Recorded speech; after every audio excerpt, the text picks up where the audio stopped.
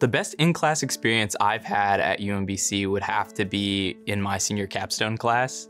I think that the environment of just being able to work with, a couple of your closer friends in your major on a project that you're all really passionate about, and with an instructor who our current instructor is Dr. Charles LaBerge, who's so passionate about making sure that everybody is not only enjoying the experience, but also learning the key factors and key skills that you're gonna need to become a successful engineer, whether that's in academia or industry. So in capstone, my group and I, we're working on a UAV project. So it's a UAV project for Northrop Grumman. And the idea of the project is to design a completely 3D printable UAV that can be deployed in low resource war zones like Ukraine to help with payload delivery. So for example, if there needs to be supplies delivered to a camp in Ukraine, like for example, food, water, or just any supplies that they might need, we would be able to deploy this drone, fully 3D print it within 24 hours, include all the hardware within it, and have it actionable and ready to go. This coming fall, I plan on traveling to the United Kingdom to start my PhD in electrical engineering. I'll be going as a Gates-Cambridge scholar, the first from UMBC in over a decade, so I'm really excited about that. I'm going to be conducting research on creating a point-of-care healthcare technology for the monitoring and management of neuromuscular disease. It's sad that I'm going to be saying goodbye to a place that I've known for so long, but I know it's always going to be a part of me, and I'm always going to be a retriever at heart, so I'm going to bring that with me to Cambridge, hopefully create more communities like this one that has allowed me and so many others to thrive. My favorite class that I've taken so far, or the class that I think I'll get the most use out of, all of them, of course, right? They're all just as important. But I really like how the current class that I'm taking, which is Design 2, which is essentially like the capstone project for the chemical engineering students. I appreciate how we're taking in all of the concepts that we've learned throughout our time as chemical engineering students at UMBC, and just really making one big chemical plant, and modeling it and asking questions on how can we change this plant, or what will happen if we change this other parameter or variable. It just seems like it's a lot of real life applications, and I feel like our previous classes were a lot more conceptual, but this one is a lot more real life based, and I think I like that aspect a lot more. Last summer, I participated in an REU, or an undergraduate research experience, at the University of Texas, San Antonio. So it was a 10-week program where we are paired up with a mentor at the university, and it was for their biomedical engineering department. I worked with Dr. Marissa Wetzler, and her lab, or the goal of her lab, was to produce nanoparticles so that they can be used in drug delivery.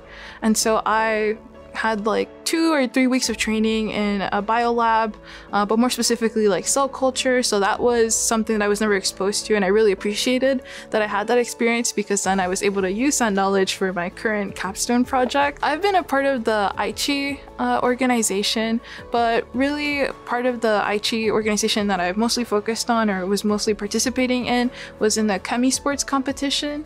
So essentially, Chemi Sports competition, it's geared towards students who are chemical engineering, majoring in chemical engineering, and then the competition is sort of like a process control type experiment. So you can think of it as having a chemical plant, and then something goes wrong in the chemical plant, and your job is, as an operator, is to try to find out where something went wrong, and then try to fix the alarm, so that way the system doesn't keep giving you errors or doesn't blow up, which would be the worst case scenario. So it's a pretty neat competition to be a part of. I think we had placed, the year that I was a part of the competition, I think we placed, I want to say, number 13. So even though we weren't top 5, it was, I think, just the overall how fun it was is what I really took from it. One of the best classes I took at UMBC would be IS 303, which is Introduction to the User Experience and UI.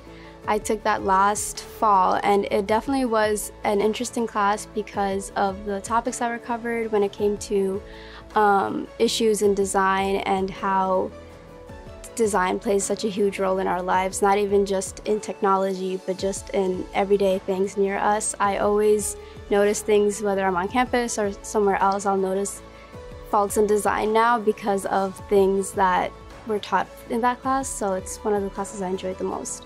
For that class, we had a final project where we had to basically redesign a website from scratch. One of the websites we chose to do was an online shopping platform, and we took the theories we learned in class and made it much better, because it used to be a website that used to really bug me, but I think we did a great job with it. I was interning and doing research with the Army Research Lab and the Maryland Robotics Center at on campus at UMBC, where I got to work with a lot of other undergraduate students as well as some mentors in the IS department. We worked on building an autonomous robot that could survive a huge fall and then be able to walk around by itself and collect data. So we were responsible for building the robots, for testing them, making sure that they could walk around and collect the data we wanted to, as well as just survive such a huge impact. I can say that my best experience in class at UMBC is even happening right now, because I'm taking this software engineering class right now, and I didn't have that much experience in that in many languages. And now, because of the group I'm working with, I'm able to do many things I didn't know I can do. And right now we're building a dating software, and it's going so well and we are so like, wow, it's amazing, and it's the best experience I can say that I have so far. So as a researcher, I mean, I've been part of the cybersecurity group that does research, and I've been part of this group they did a document where we worked on, and was part of this experience. And for the internship, I was able to get an internship as an IT specialist, and this internship is going well because UMBC gives me the tools to be able to handle almost everything they ask me for over there. And also coming back to UMBC and talking to the professors, they help a lot if I'm having some issues, and I say, oh, please, can you help me with that? And for sure they give you advice and everything else, so it's going so well. I'm interning at the administrative office of the U.S. Court. It's the judiciary, is the main, they are in DC, next to Union Station. There's an administrative building over there, and it's a really nice experience. My best in-class experience was during COVID, believe it or not. It was in my engineering 204 class with Dr. Gerganis, and it was designing a toy for a child with disabilities. That project was my favorite so far because I was able to work with a lot of other students, as well as felt like I was working towards something that meant something to someone else. So I did a toy to help children with autism and help them learn emotional intelligence. My most impactful professor for me is probably Dr. Eggleton. He is a part of the mechanical engineering department, and he taught me fluid mechanics. He was one of the professors that stood out to me for being very understanding and always strived for my success throughout my time here at UMBC. One of the projects that I've worked on here at UMBC was during my capstone, which is like an engineering, mechanical engineering final class for seniors. And during that, we're designing sort of like a launching system to assist the women's lacrosse team at UMBC with their draw practice, so they can practice draws by themselves, which has been a really crazy experience for me because I know nothing about lacrosse, but it's been fulfilling to see that something coming together that's useful to the people that are my peers.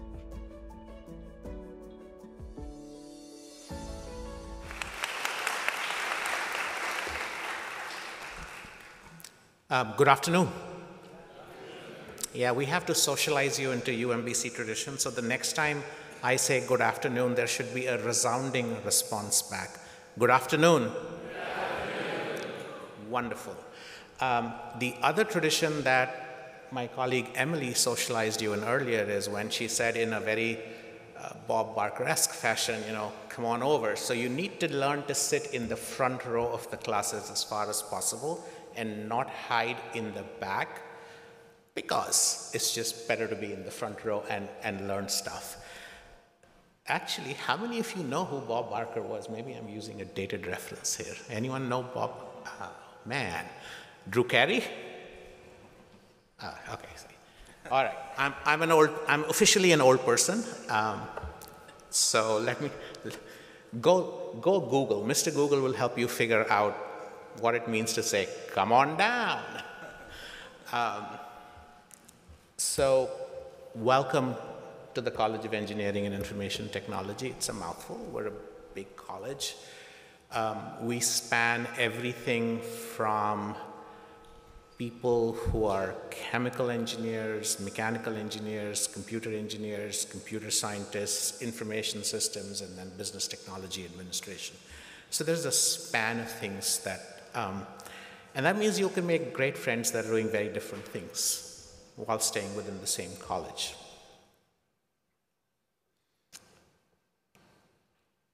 Okay, I should begin with our land acknowledgement. UMBC was established upon the lands of the Piscataway and Susquehannock peoples. Over time, citizens of many more indigenous nations have come to reside in this region.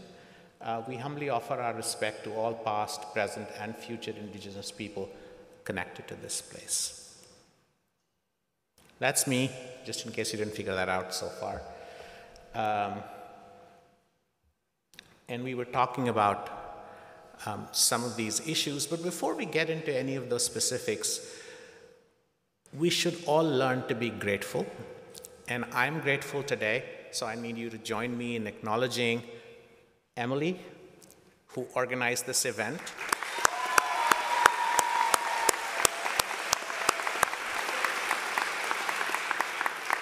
Our colleagues from student affairs, academic affairs, library, who are all, in booths all around us.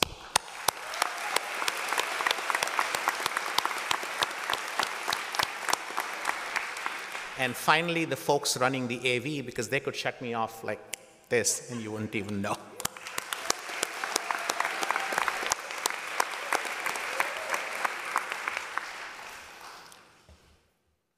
So we're the College of Engineering and Information Technology. As I said, we span across a lot of disciplines. We are dedicated to research, innovation, and education, and not in that order, right? So they're all equally important for us. We partner with a variety of agencies. You heard some of our former students talk about the places they're doing internships in DC or with Northrop Grumman locally. And so we partner with a lot of these organizations, and we're committed to expanding your disciplinary horizons. You will be in a discipline. You will be learning to be a mechanical engineer or a computer scientist or an information systems expert. You'll be in some disciplinary vertical, but we will try to give you a broad understanding of what it takes to come together and solve society's challenges. Because to solve the grand challenges we face as a society, it's not a particular vertical that solves them. And of course, we'll provide you outstanding education opportunities. I'm not going to read the slide. You can read the slide better than I can, right? So I talked about our majors.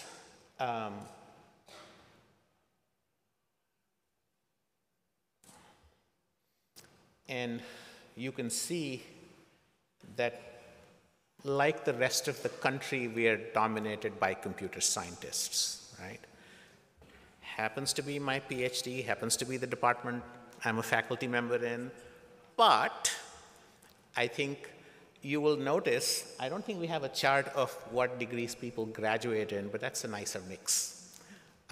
So as you begin your studies, you will discover your passions, you'll move around, which is why you are a pre-major in most of the cases right now. Most of you are first-time, full-time freshmen, right? But there are also a significant number of transfers, and most of you are from Maryland. In fact, I suspect, okay, people from Howard County, stand up. Okay, Baltimore County. No, keep standing. Keep standing. Baltimore County, right? Anne Arundel. PG. So you look at the collar counties. I should probably call out Carroll too, huh? Carroll County. Okay, so if you look at all the collar counties, you see that you dominate this incoming group, right? So Central Maryland. Okay, sit down. If you're from the Eastern Shore, please stand up. Anyone from the Eastern Shore? All right, there's more than one of you, right? So, but we think of ourselves as a state institution, not just the Central Maryland institution, right? How about people from the Western counties? Allegheny, Garrett, Washington. Okay. Now, I will tell you that that has to do with the sample that's here. If you look at the distribution on those kind of pie charts, it's not as dominated by the collar counties, but you know. How many of you are from out of state? Okay. And what about,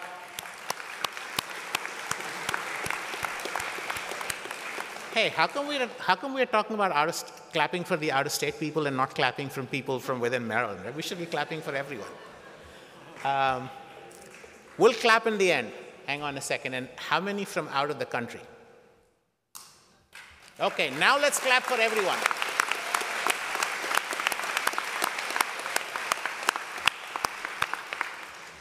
You made it here. We thought you were good enough to be here. And we'll make sure that 4 years from now, you are on and off to a prosperous, fulfilling life, either as a grad student or working somewhere or whatever else you want to do, right? More distributional stuff that I will skip. And this is the kind of places you go to. Just a small sampling, right? Now, you saw some of our students talk about the work they had done, talk about what they were going to do later. And those students realized the value of the education they were getting here at UMBC and in the College of Engineering and Information Technology. So they actually sent their siblings to us. Jessica, can you stand up again? Okay, I'm just picking on Jessica for a second. Chris Slaughter, who's off to do a Gates Cambridge Scholar PhD, sent his younger sister here. Any other siblings in the audience? If your older brother or sister went to UMBC, right? You're seeing, yeah, see, people are finally acknowledging that their siblings went to UMBC. So round of applause.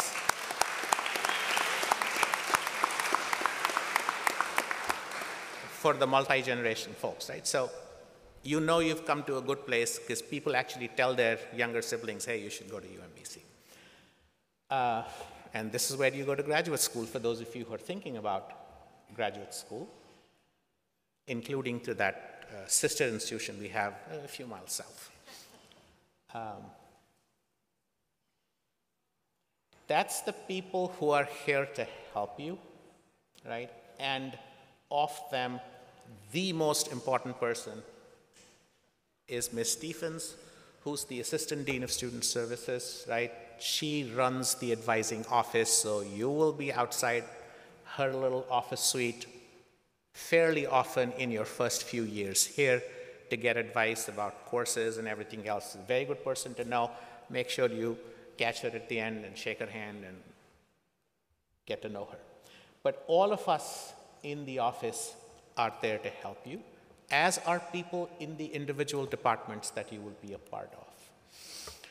So I don't want to spend a lot of time philosophizing about stuff, because you've probably been through an entire day of people with distinguished titles and names telling you about stuff, so I'm going to skip. But what we're going to do is to give an opportunity to each of our colleagues from our departments to talk about their department and what you can expect to see there. So without further ado, Dr. Maria Sanchez.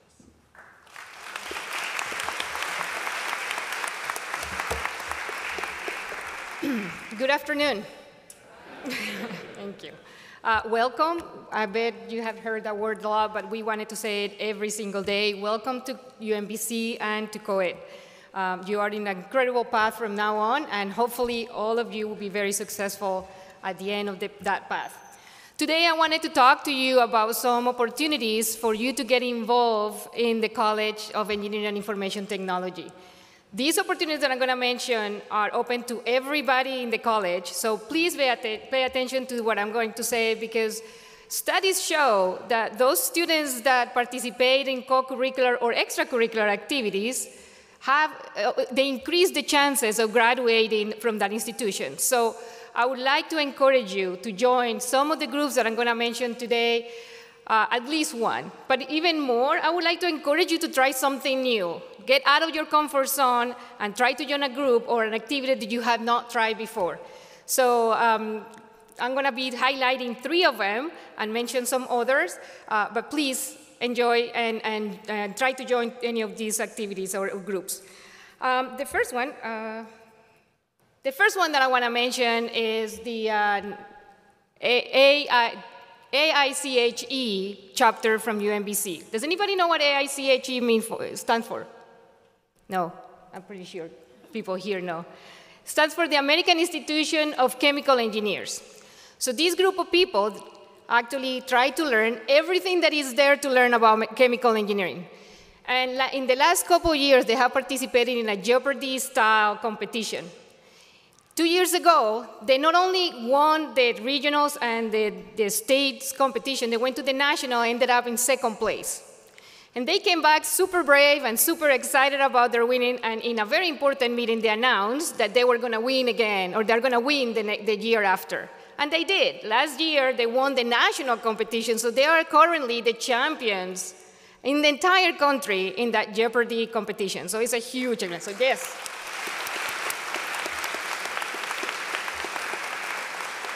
Very importantly, they are getting ready for next year, so now is the time for you to join that group. The other group that I want to mention today is the UMBC, and I think you are Alex's brother. Oh, I recognize you, Alec Adwell. Yeah. So this student is the brother of the past president of Baja. So the Baja group is a team of the students from different disciplines that come together to design, build, and compete in a Baja-style car. They go to several parts of the country where for 2, 3, or 4 competitions a year, and they compete with more than 100 teams from the entire country. They have been doing so well, and most of the time they rank on the top 12 of the competition of the entire group of competitors. They have participated frequently. They are an incredible group of people that work really hard on involving everybody. And as I said, it's not only for those that are interested about cars. As you can imagine, this project involves a lot of different activities, and a lot of different disciplines will be very welcome in that group. So please think about joining that group. I'm the faculty advisor, so I need more people in there, so just so you know. The third organization that I would like to mention is a call for you to participate in a wonderful day of coding and computing activities. So on September 22nd and 23rd, there will be 24 hours to come and bring your ideas that had to do with computing in something that we call Hack UMBC. It's a lot of fun, and it's not only for people in computer science or computing disciplines. Everybody that is interested about coding, this is the place for you. So don't hesitate to reach out and participate on this activity. But in addition to these 3 organizations, we have a lot of other organizations that you can join. Some of them are identity-based, but they're open to everybody. So don't hesitate to reach out to any of these organizations and join them. If you want to do that, you can go to my OMBC pages, and you will probably find the contact information from any of these groups. You can also ask anyone in the dean's office if you want to join a group, and we would help you make those connections to those groups. In addition to extracurricular activities, we have a couple of co-curricular programs that will be very interested to you. You have heard about COEIT. I bet, how many COEIT scholars are here today? Oh, good number. Perfect. So congratulations on getting that scholarship and to be accepted into the Center of Women in Technology. But if you were not one of those that get the scholarship, you can actually join the center as well as an affiliate. They have a wonderful affiliate program where anybody that joins can participate in most of the activities and programs that the center develops for their scholars. There will be networking opportunities, there will be a lot of sharing ideas, some mentorship, and you can even go to conferences and present your work if you are an affiliate at COEIT. So if you're interested in joining COEIT as an affiliate, if you're not one of the scholars, please contact Morgan Lowell. You see the email right there at the bottom? Or visit the website that is in the slide. If you don't get to take the picture that is large enough for that information, again, just come to us and we can help you tell you about how to join COEIT as an affiliate. And finally, something that is very important to me because I direct this program is the Grand Challenges Scholars Program. You heard Dr. Yoshi saying about the Grand Challenges of Society. The National Academy of Engineering came up with 14 Grand Challenges of Technology. They range from provide clean water all the way to reverse engineering the brain. But the solution of these grand challenges call for an interdisciplinary work. So this program is open to everybody in the college and even outside the college. It's open to all students at UMBC. And the students come together to learn about these grand challenges and possibly create a path that would help you find a solution for those grand challenges. So we would help you identify the challenge in addition to create a framework for you to put all your efforts into solving a grand challenge. So if you are interested in joining these grand challenges, this program, please contact me. I will be happy to give you all the information. You can join as junior, but it's not too early to start finding out about the program. So with that, I want to thank you for your attention. Once again, I want to encourage you to join the programs that I mentioned.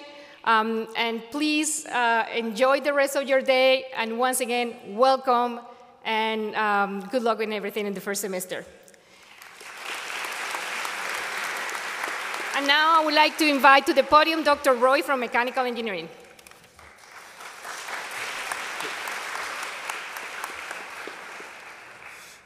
Good afternoon. Thanks to Dr. Sanchez for those versatile programs. So let's go to the academic side, just a little bit, right? Not too much. So for mechanical engineering, we have 4 major areas. The first one, you see the slides on the top left corners, is materials, mechanics, and structures. So we're interested in different level, different layers of structures. For this one, the blue thing you see is a magnetic actuator. And the pictures on the right is multi-layer of 3D printing. So we're interested, people usually say mechanical engineers, anything that moves, we're interested. So actuators, even nanostructure layers, mechanics, we're interested in that. The other pictures on the right-hand side, you see a robotic arm. That's the arm we have right now in our labs. So we do autonomous vehicles, UAVs, robotics. That's part of the control and vibration area. The other one down there, you see biomechanics, biotransport process. So part of a strong area UMBC here is bio-related fields. So for example, you see the pictures here. This particular faculty member, Molly Malika, she was interested in what's that called? The blood functions. So you think about it, it's actually fluid, but it's not the classical fluid because blood makes clotting. So it's an interface, or you need biology, you need fluids, you need chemistry knowledge. So for us, we blend all this knowledge in and apply to the topic we're interested. The last area is called thermal fluid. So we're interested in the heat transfer. If you have application that you want the heat go away, how do you let the heat go out? Or you want to keep the heat, how can we do it? So these are the 4 major areas for mechanical engineering. And I want to add one more thing is all these areas you see nowadays involve heavily with programming. So if you're good at coding, well, we need, you're welcome to join us. And now I'm going to change the mic to chemical engineering department.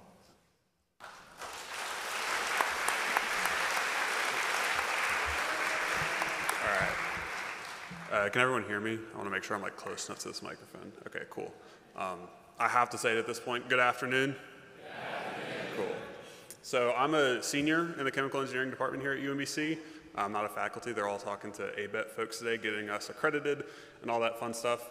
But I just want to talk a little bit about what chemical engineering is, and I'm also going to try and get the fewest number of hands raised. How many folks here are pre-chemical engineering, by show of hands? That's more than I thought. Congrats. Thank you, guys. So maybe for you guys and also for the rest of you guys, I'm just going to talk about what chemical engineering is. I think there's sometimes some kind of misconception about it. People hear the chemical part and they think it's exactly like chemistry, and they kind of don't get why we have this whole other field for it. And the way that I always describe it to people when they ask me is, chemistry is what you use to answer the question of how do I make a chemical? How do I make some sort of chemical product on a bench using tiny amounts of chemicals, and how do I make it pure and things like that? Chemical engineering is designed to answer the question, how do I make a lot of something? And how do I make it safely? How do I make it economically, and things like that? And so that's what the classes that you take in our department are going to teach you. You're going to learn not only how to make some sort of chemical product, but you're going to learn how to make that product economically and safely, and you're going to learn to make a lot of it, not just a tiny bit on a lab bench or anything like that. One of the special things about UMBC's chemical engineering department is our track system. So instead of just chemical engineering, we offer 3 tracks within the program. Regardless of what track you choose, you'll graduate with a degree in chemical engineering. But by choosing one of those tracks, you're basically choosing which engineering electives you take, and they kind of cater to different chemical engineering interests. So the first one we have is just traditional chemical engineering. This is going to be what you find in fields like oil and gas, petroleum, plastics, things like that. We also have a track for biomedical, biochemical engineering, things like that. So if you're interested in pharmaceuticals, pharmaceutical production, any other biochemistry related fields, you'll take elective classes catered to that interest. And then if you're interested in environmental engineering, and so that's going to be things like water treatment, wastewater treatment, environmental compliance work, you'll take classes catered specifically to those interests. You'll still always take the same core chemical engineering classes, but you'll find some variation once you hit your junior, senior year, taking different electives to address those different tracks. Another thing I'm going to talk about is research within the department. The department is moderately sized. We're pretty tight-knit, but a vast majority of our students do research within the department. And the research that our department does is not going to be like running an oil and gas plant. That's kind of expensive for a researcher to do. But you will get a lot of exposure to fields outside of what you learn in typical chemical engineering curricula. And just to illustrate that, I'll talk briefly about my research, just because it's what I'm most familiar with. I do research in Dr. Josephson's lab. He's new faculty as of 2019. And we do research about the mathematics of chemical engineering. We use this programming language called Lean, and we write computer programs that are also mathematical proofs for the math that we use when we're solving chemical engineering problems. A lot of our research is novel in that same way. Dr. Martin, our chair, his lab does research with genetic engineering and things like that. And so there's just a lot of different ways to learn outside of the typical curricula, getting involved with research in the chemical engineering department. And I already mentioned the department size, and that's kind of the last thing I'll mention. You saw the number of hands that went up a second ago. The department's not tiny, but it is very tight-knit. We all work in the same area. You'll find us on the 3rd floor of the engineering building. Students study up there, faculty work up there, and we all see each other pretty much on a day-to-day basis. And so, at least in my experience, we're a department that's very tight-knit. We get a chance to develop professional relationships with our faculty. We see our faculty every day. We talk about movies. The World Cup was a big topic of discussion last year. We were all like rooting for different teams and talking about stuff like that. But so for those of you who are maybe coming in as just pre-engineering and you haven't decided yet, chemical engineering can be really interesting, and it's really a different type of field in a lot of ways. So I highly recommend checking out programs like AACHE that we already mentioned a second ago, or just asking around about research to get involved with and things like that. Thank you. I think following me is Dr. Jeremy Dixon for computer science and electrical engineering. Appreciate it.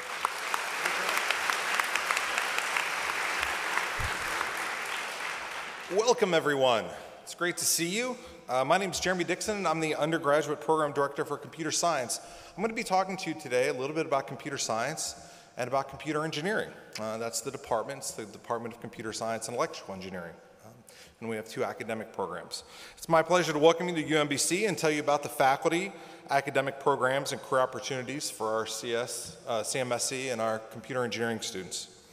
Our faculty strive to provide an outstanding educational experience for all the students. You saw from the graphics earlier that Dr. Joshi showed us that there are a lot of you. How many people here are computer science or computer engineering majors or pre-computer majors?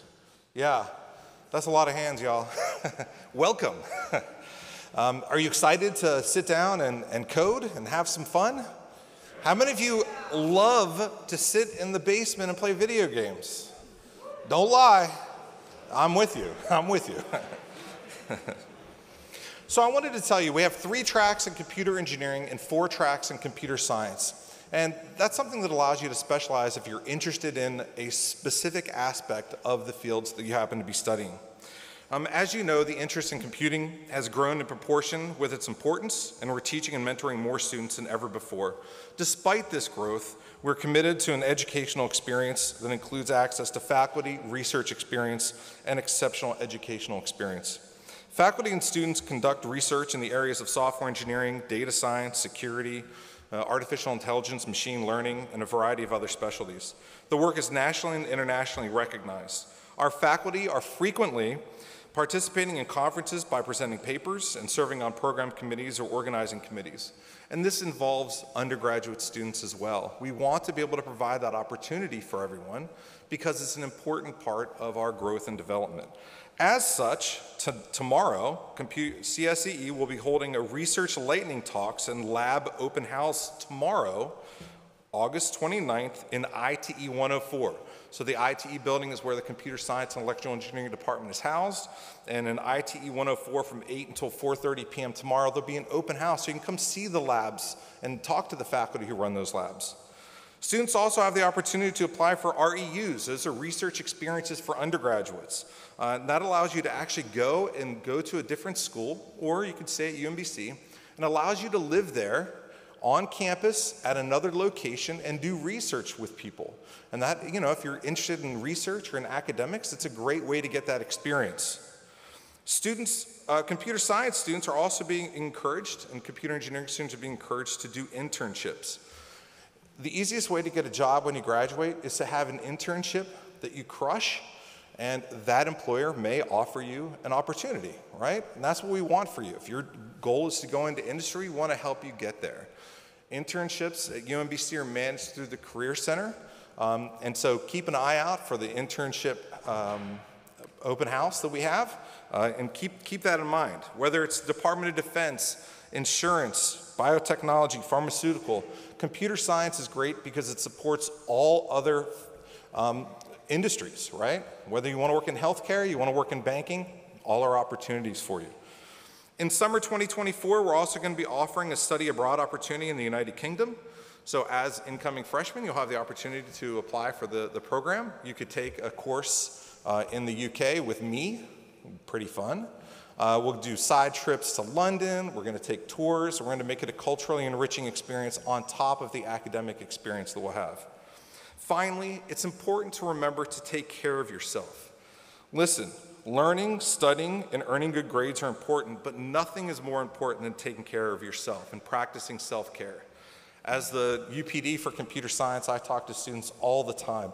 They get overwhelmed. You have that drive for perfectionism, right? You want to get all A's. You want that 4.0. You want to go to Stanford when you graduate. Awesome. But make sure you take care of yourself. How many people have sat in front of their computer, in front of their video game console for more than 5 hours straight without moving? How about 7 hours? Yeah. Listen, y'all, not good for you. A lot of you are in this field, and you're going to be sitting in front of your computer 40 hours a week, every week for 50 years. You know what's not great for you? Sitting in front of a computer 8 hours a day for 50 years. Make sure you get up, you go for a walk, you talk to your friends, you play a sport, you join one of these awesome groups, and take care of yourself, okay? Welcome to UMBC. I'm excited to show you a little bit more about, you can read these slides, just the different focuses. And I'm going to introduce you to Dr. Karuna Joshi, who's in charge of the undergraduate program in Information Systems and BTA. Welcome, everyone.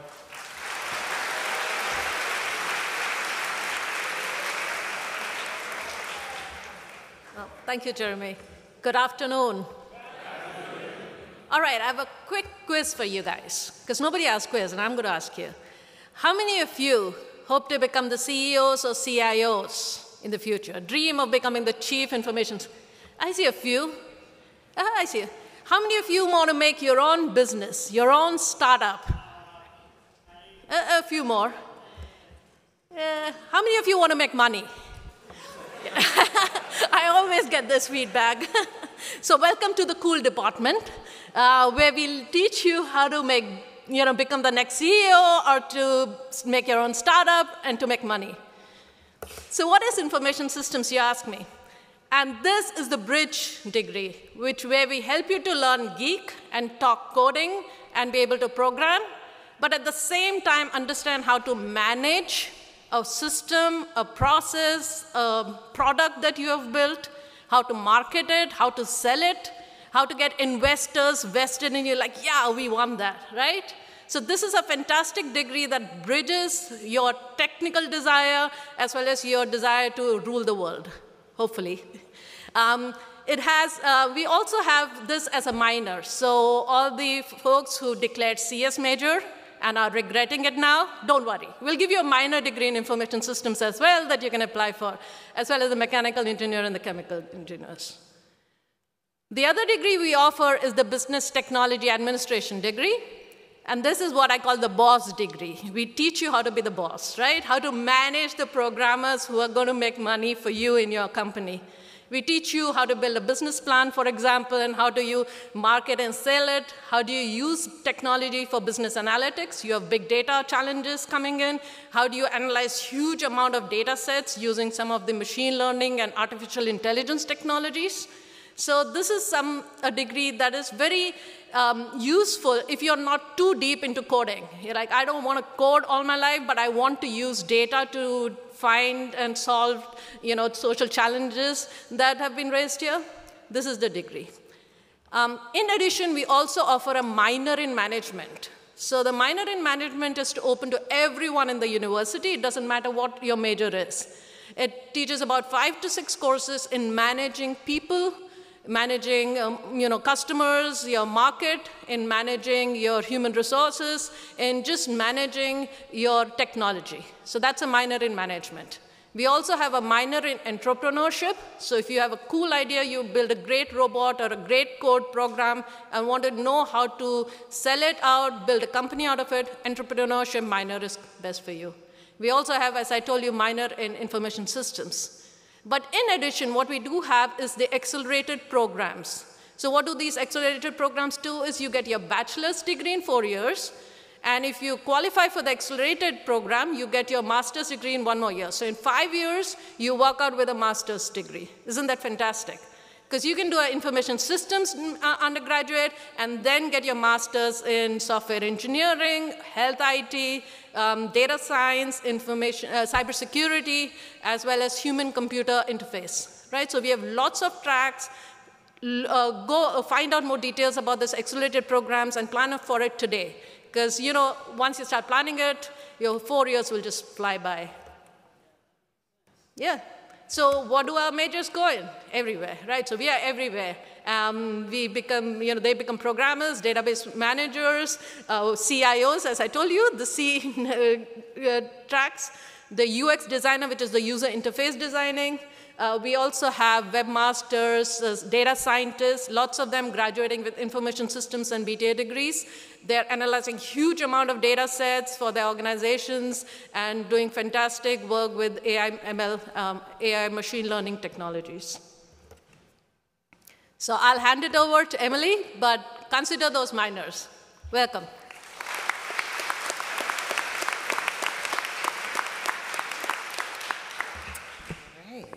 So now that we have learned all about these amazing programs, we're going to spend just a tiny little bit of time right now talking about how do you get there from here. So my name, again, is Emily Stevens. I am Assistant Dean of Undergraduate Student Services.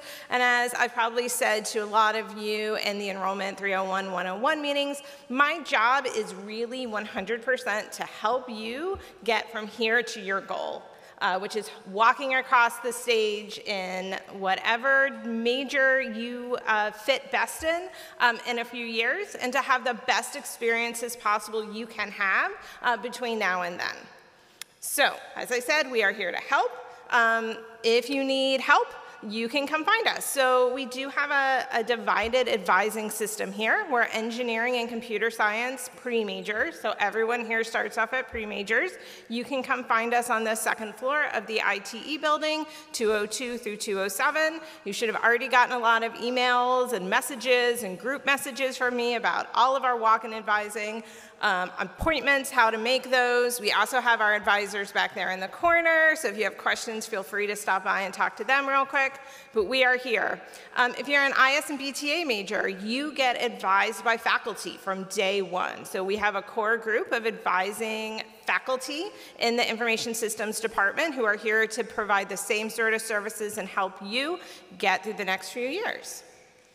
All right, so what do we do? So number one right now for a lot of you is we do help you with schedule adjustments. So if you came to orientation and then got AP scores and math placement scores, or you came to this meeting and realized, hey, I'm computer engineering, but man, that BTA major sounds pretty awesome, we're here to help you make those changes. So that's number one, what we're focusing on right now. But longer term, we're here to help you make those plans. So what courses do you need to take to graduate? What if you want to do a study abroad or join one of our co-op programs? Again, that's what we're here for. We also are just the ones you can contact if you need permission. If you get a weird error message, can't figure out why you can't get into that class, ask.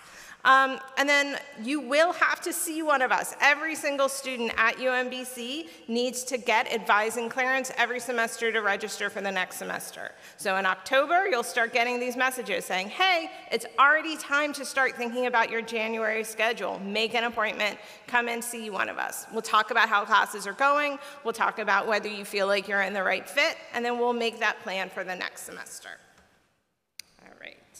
So one resource I always like to highlight whenever possible is the Academic Success Center. So at UMBC, we are very lucky that we have one center which is basically the focus of all of the academic support that you may need while you're here. So this isn't saying don't go to office hours, don't reach out to your professors, 100% do all of those things.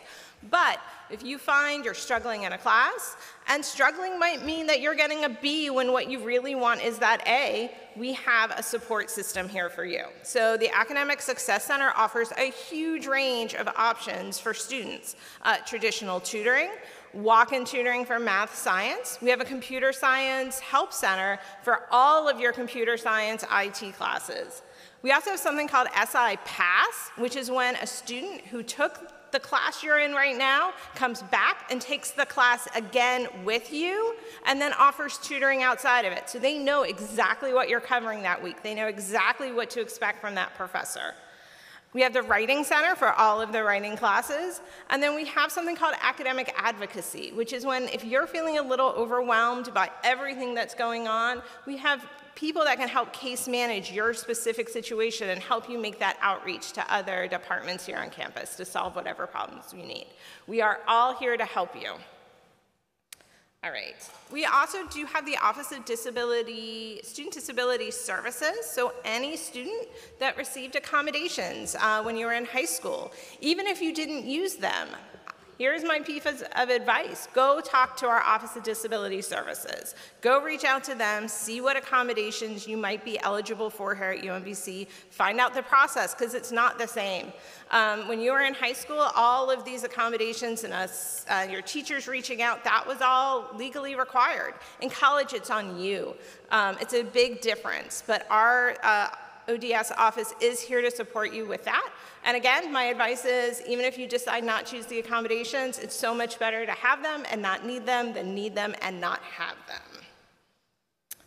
All right, here's something that we haven't talked a lot about. So we've been focusing so much on you being College of Engineering and Information Technology students. But the truth is, you may not all feel 100% comfortable with that major. You might not feel it right now. And you definitely might not feel it about halfway through the semester. So just because you have identified a major now does not mean that's where you're going to graduate, and that's fine, right? We are, again, here to support you find the pathway that works for you. So whether that's switching within COEIT majors, which happens all the time, or switching out of COEIT majors, again, we have a lot of support. So Statistically, it does say 1 in 3 students will change their major, and 1 in 10 will do it change their major more than twice. So we do have supports for that, including the Office of Academic and Pre-Professional Advising, an entire office that's dedicated to students who are not sure about their major. They're a great resource. We also have an individualized studies major. So for students that are so excited about everything that's going on at the university, we have basically a make your own major program where you can combine different topics and work towards a capstone experience. So don't feel like you're limited just by what's on this stage. UMBC offers an entire host of different majors, different ways of putting those majors together, minors, everything you can kind of imagine, again, and we are here to support you as you make those choices. Our Office of Academic and Pre-Professional Advising, First Year Experience, all of those. We also offer the Academic Success and Transition Program, so some of you are probably in that First Year Experience course, that FYE. That is a great opportunity, and if you're someone who has no idea what I'm talking about, but feels like, hey, maybe a course like this would be helpful, come let us know. We will help out with that. So we have a lot of options for students there as well. All right, so I'm gonna leave this up for just 1 second. If you are already like, yes, I have questions, how do I change my schedule? Yes, I wanna talk already long-term about how I'm gonna study abroad as a chemical engineering major. And leave these up for computer science and engineering and for information systems. I'll wait till we also have the QR codes back there at the table if you didn't make it. You also, again, should have received emails, many emails from me. All right. These are the COEIT advisors for computer science and engineering. As I said, we've got some of those wonderful folks back there.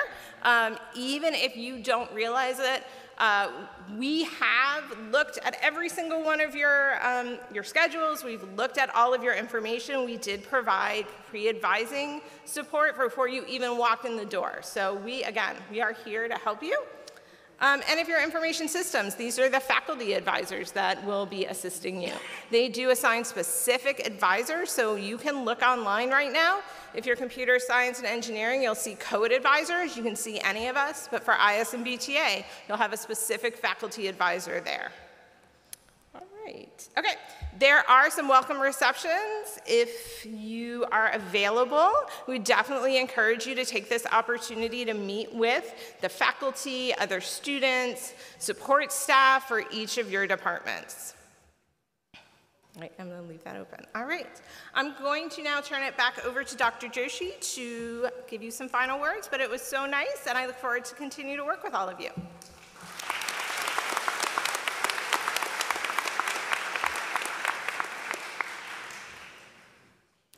So, can you try to reach under your seat and see if you are one of the winners? Some people should be. I mean, there's like a finite probability that one of you will hit. Okay, if you found a winning ticket, stand up, wave.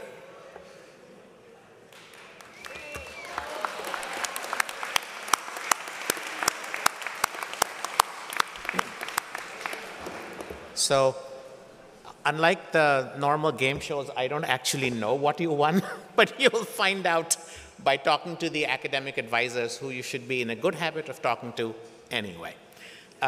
So, thank you again all for coming here, for listening to us, for choosing these majors, for being the smart, driven, ambitious folks that you are, who will be successful in these majors, and all of us will see you, well, somewhere between 3 to 5 years from now as you walk across the stage and shake your hands, all right? Have a good time. Welcome again to UMBC. Welcome to the college.